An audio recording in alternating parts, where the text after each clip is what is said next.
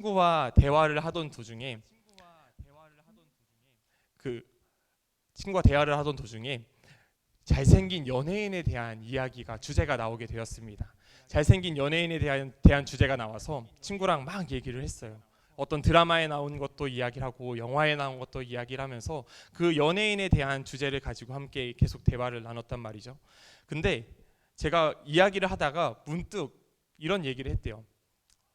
어떻게 하면 저렇게 잘생겨지는 거지? 어떻게 하면 저렇게 잘생길 수 있는 거지? 이렇게 말을 했답니다. 그때 친구가 저한테 바로 고민도 하지 않고 이렇게 말했대요. 다시 태어나야 돼. 다시 태어나지 않고서는 될 수 없어. 이렇게 말을 했다는 거죠. 근데 제가 그 말을 듣고 이 무슨 소리냐고, 말도 안 되는 소리 하지 말라고 이렇게 말했더니 친구가 다시 태어나도 안 된다고, 그러면 다시 태어나도 그렇게 잘생겨지고 멋있어질 수 없다고 이렇게 말을 하는 겁니다. 네, 각자 사람마다 다시 태어나지 않고서는 이 태어날 때부터 본연의 모습을 가지고 있습니다. 어떻게 해서도 바꿀 수 없는 각자의 모습이 있죠. 외향적인 거든 내면적인 거든 각자가 가지고 있는 모습이 있습니다. 물론 요즘은 기술이 발달해서 외향적인 거는 많이 고칠 수 있는 것 같아요. 그래서 사람들이 보기에 보편적으로 아름답거나 멋있는 그러한 모습으로 고칠 수는 있는 것 같습니다. 그리고 내면적인 것도 사람의 성향이라고 하죠. 성향도 상황과 환경에 따라서, 그리고 개인의 그 아주 힘든 노력을 통해서 조금은 발전해 나갈 수 있는 것 같습니다. 그런데 세상의 어떠한 것으로도 변화시킬 수 없는 것이 있습니다. 그것은 바로 사람의 본성입니다. 하나님께서는 인간을 자기 형상, 곧 하나님의 형상대로 창조하셨습니다. 감리교회 창시자인 존 웨슬리 목사님께서는 하나님께서 자기 형상대로 사람을 창조하신 것에 대해서 이렇게 말씀하고 있습니다. 하나님은 인간을 자신의 통찰력, 의지적 자유, 영적 존재, 즉 자신의 자연적 형상만을 따라 창조하신 것이 아닙니다. 이 땅 위의 모든 것과 바다의 물고기를 지배할 정치적 형상만을 따라 창조하신 것도 아닙니다. 그보다는 사도가 의와 참된 거룩이라고 부른 하나님의 도덕적 형상을 따라 창조하셨습니다. 따라서 인간은 창조될 때 사랑으로 충만해 있었습니다. 라고 존 웨슬리 목사님께서는 말씀하십니다. 그리고 이어서 덧붙여서 이렇게 말씀을 하세요. 인간이 사랑으로 충만해 있었다고 한들 불변의 존재로 창조된 것은 아니라고 말씀하십니다.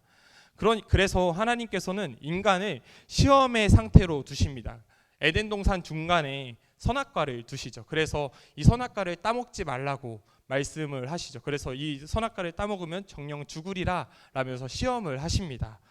그래서 인간에게 이 사실을 알려주셔서 이 시험에 넘어지지 말라고 경고를 하시죠. 그럼에도 인간은 하나님의 그 시험에 넘어지고 말게 됩니다. 바로 그날 하나님이 주신 생명을 인간은 잃어버리게 됩니다. 그리고 영적으로 죽은 채, 하나님에 대하여 죽은 채, 죄로 인해 전적으로 죽은 채 아담의 본래 모습인 의와 거룩을 완전히 상실한 채 다시 태어나게 됩니다. 웨슬리 목사님은 인간이 죄악 속에서 죄악을 지닌 채 태어났기 때문에 우리가 다시 태어나야 된다고 말씀합니다. 사람의 몸으로부터 태어난 모든 사람이 이제는 하나님의 영으로 다시 태어나야 된다고 말씀합니다. 우리는 하나님의 형상대로 지음 받았습니다. 모든 사람에게 있는 죄성으로 인해서 죄인임을 인정하였습니다. 그래서 우리는 하나님의 형상을 회복하기 위해서 다시 태어나야 함을 믿습니다. 근데 우리는 여기에서 한 가지 질문을 갖게 됩니다. 어떻게 하면 다시 태어날 수 있을까? 무엇으로 우리는 다시 태어날 수 있을까에 대한 질문입니다. 이에 대하여 오늘 본문 말씀에서는 분명하고 정확하게 말씀해주고 있습니다. 오늘 말씀 23절 말씀인데요. 함께 읽어보도록 하겠습니다. 시작. 너희가 거듭난 것은 썩어질 씨로 된 것이 아니요 썩지 아니할 씨로 된 것이니 살아있고 항상 있는 하나님의 말씀으로 되었느니라. 아멘. 이를 세번역 성경에는 이렇게 기록하고 있습니다. 제가 한번 읽어보겠습니다. 여러분은 다시 태어났습니다. 그것은 썩을 씨로 그렇게 된 것이 아니라 썩지 않을 씨, 곧 살아계시고 영원하신 하나님의 말씀으로 그렇게 되었습니다. 아멘. 우리가 다시 태어나기 위해서는 어떤 깨달음이 필요한 게 아닙니다. 세상에 어떤 지혜가 필요한 게 아닙니다. 그리고 윤리적이거나 도덕적인 어떤 실천이 필요한 것도 아닙니다. 우리가 다시 태어나는 것은 바로 살아있고 항상 있는 하나님의 말씀으로 다시 태어나는 줄을 믿습니다. 웨슬리 목사님은 하나님의 말씀으로 다시 태어나는, 그러니까 거듭난 성도는 모든 감각의 총체적인 변화가 일어난다고 말합니다. 또한 성령에 의해서 하나님의 사랑이 자기 마음에 넓어져 가는 것을 느끼고 모든 영적 감각이 깨어나서 영적인 선악을 분별할 수 있게 된다고 말씀하고 있습니다. 사도행전 말씀에 사울이라는 사람이 등장합니다. 사울은 그리스도인들을 굉장히 핍박하던 사람이죠. 예수를 믿는 사람들을 굉장히 핍박하던 사람입니다. 어느 날 사울이 다메섹이라는 여러 회당에 예수를 믿는 사람들을 잡으러 가게 되었습니다. 사흘길을 거쳐서 다메섹을 향해 가게 되었는데요. 그때 가는 도중에 예수님께 하늘에서부터 사울에게 빛이 임해서 사울에게 음성이 들립니다. 사울아 사울아 네가 어찌하여 나를 박해하느냐 라는 음성이 들립니다. 그러자 사울은 예수님께 대답하죠. 주여 누구십니까? 누구시나이까? 라고 대답합니다. 예수님께서는 사울에게 말씀하십니다. 나는 네가 박해하는 예수라. 너는 일어나 시내로 들어가라. 네가 행할 것을 내게 이를 자가 있느니라 라고 예수님께서 말씀하십니다. 예수님의 말씀이 끝나고 사울이 이제 빛이 사라지고 나서 사울이 일어나 눈을 떴는데 사울이 앞을 보지 못하는 상태가 됩니다. 사울은 예수님의 음성을 듣고도 그 즉시 바로 회심한 것 같지는 않습니다. 곧바로 회개하지 않고 아마 저 예수라는 사람이 나에게 음성을 들려줬는데 과연 예수가 정말 그리스도인가? 라는 질문을 가지게 되었을 것이고 회의감과 여러 고민에 빠지게 되었을 것입니다. 그래서 사울은 지금까지 박해오던 예수라는 사람이 진리인지 아닌지 깊은 고뇌 가운데 있었을 것입니다. 그래서 그는 사흘이라는 기간 동안 보지 못하는 상황 가운데 먹지도 않고 마시지도 않고 그 고민에 빠져 있었을 것입니다. 예수께서는 사울이 그 고민에 빠져 있을 때 아나니아를 부르십니다. 아나니아라는 제자를 부르셔서 말씀하십니다. 사울이라는 사람이 집가라 하는 거리에 유다의 집에서 기도하고 있다라고 예수님께서 말씀하십니다. 그리고는 아나니아 네가 사울에게 찾아가서 안수하여 줄 것을 사울이 보았다라고 기록하고 있습니다. 그래서 아나니아 입장에선 사울이라는 사람을 만나러 가기 굉장히 싫었을 것 같습니다. 그리스도인을 핍박하는 사람으로 유명했던 사울이기 때문에 사울을 만나러 간다는 것은 굉장히 쉽지 않은 선택이었을 것입니다. 그럼에도 예수님의 설득당해서 사울을 만나러 가게 되죠. 그래서 사울에게 안수하면서 이렇게 말합니다. 사도행전 9장 17절 말씀인데요. 우리 함께 읽어보도록 하겠습니다. 시작. 아나니아가 떠나 그 집에 들어가서 그에게 안수하여 이르되 형제 사울아 주 곧 네가 오는 길에서 나타나셨던 예수께서 나를 보내어 너로 다시 보게 하시고 성령으로 충만하게 하신다 하니 아멘. 아나니아가 사울에게 안수를 합니다. 그리고 예수께서 사울에게 성령 충만하게 하십니다. 곧바로 18절 성령 충만함을 받자 18절 말씀에 놀라운 일이 벌어지는데요. 함께 읽어보도록 하겠습니다. 시작. 즉시 사울의 눈에서 비늘 같은 것이 벗어져 다시 보게 된지라 일어나 세례를 받고 아멘. 예수께서 사울에게 직접 나타나셨을 때 사울은 아마 큰 혼란을 겪었을 것입니다. 다메섹 도상에서 처음 나타나셨을 때 말이죠.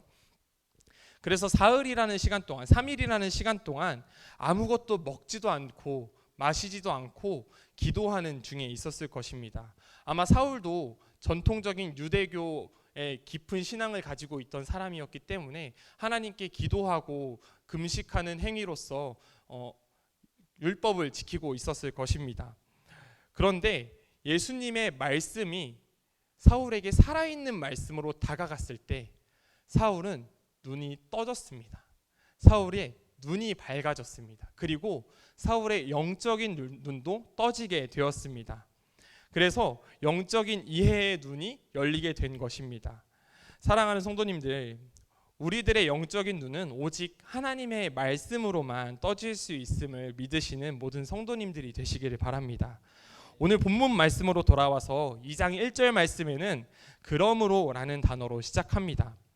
그러므로 라는 단어는 앞의 절과 뒤의 문장이 관계가 있다라는 거죠.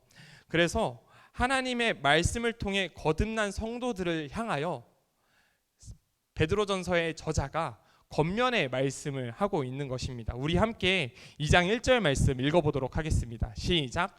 그러므로 모든 악독과 모든 기만과 외식과 시기와 모든 비방하는 말을 버리고, 방금 함께 읽은 말씀에 버리고라는 단어가 있습니다.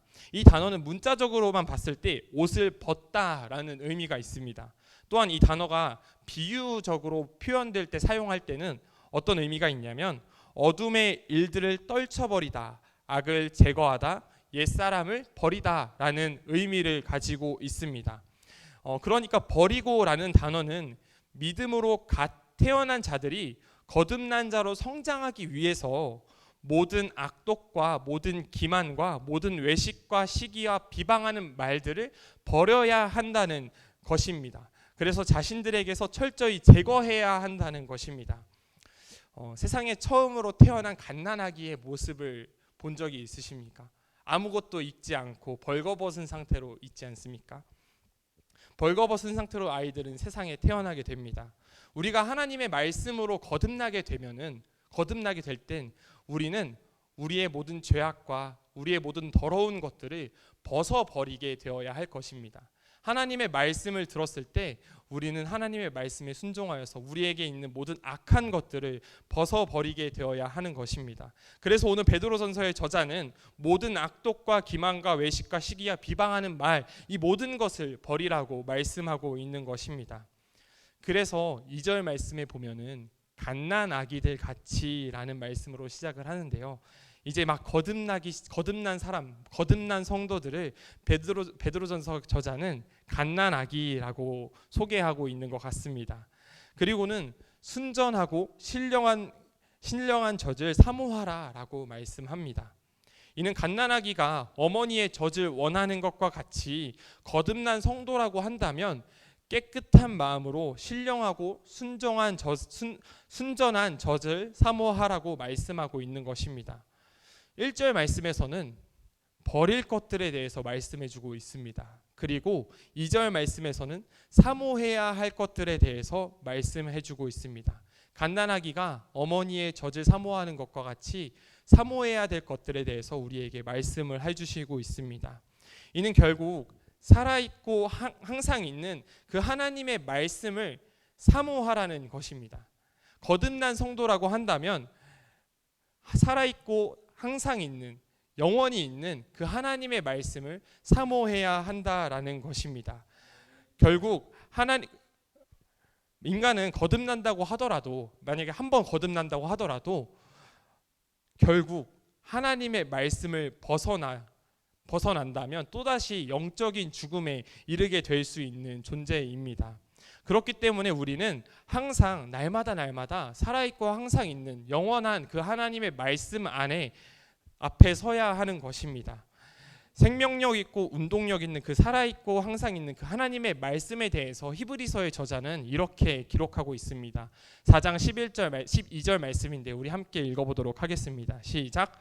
하나님의 말씀은 살아있고 활력이 있어 좌우의 날선 어떤 검보다도 예리하여 혼과 영과 관절과 골수를 찔러 쪼개기까지 하며 또 마음의 생각과 뜻을 판단하나니.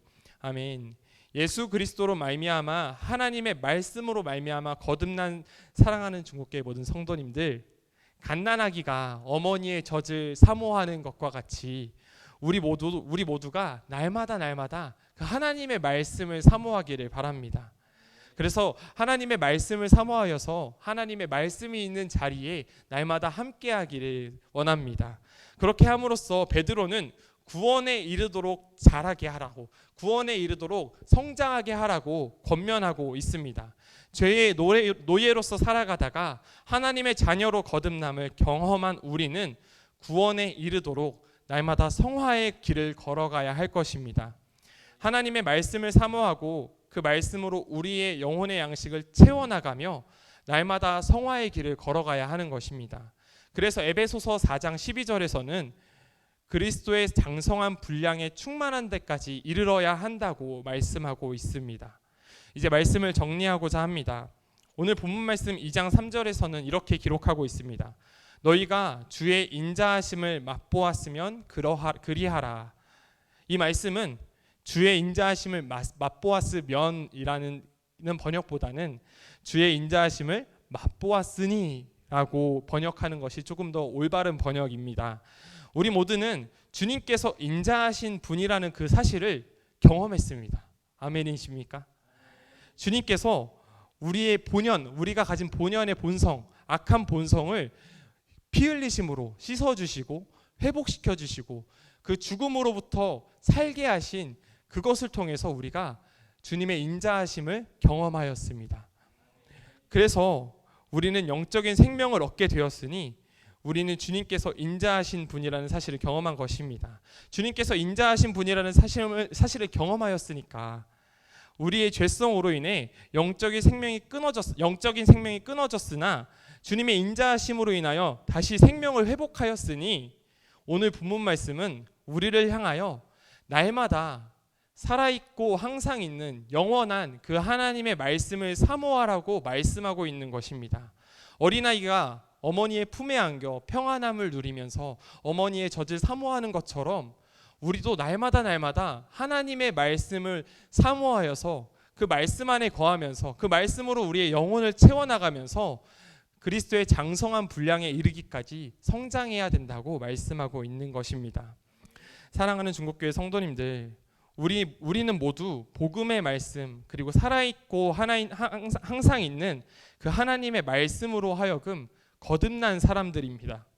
그러나 우리는 때로 죄성을 가지고 우리의 본연의 모습으로 돌아가려고 할 때가 있습니다. 그렇기 때문에 오늘 베드로 전서의 저자는 우리를 향하여 하나님의 말씀을 사모하라고 권면합니다. 그래서 하나님의 말씀으로 하여금 구원에 이르도록 자라가야 한다라고 말씀하고 있습니다. 우리 모두가 살아있고 항상 있는 하나님의 말씀으로 거듭나길 원합니다. 그리고 더 나아가서 날마다 그 하나님의 말씀을 사모하여 그 말씀으로 우리의 영혼을 채우고 영혼의 양식을 채워나가서 구원에 이르도록 그리스도의 장성한 분량에 이르도록 그 장성한 분량에 이르는 모든 성도님들이 되시기를 간절히 소원합니다. 우리 이 시간에 함께 찬송가 90장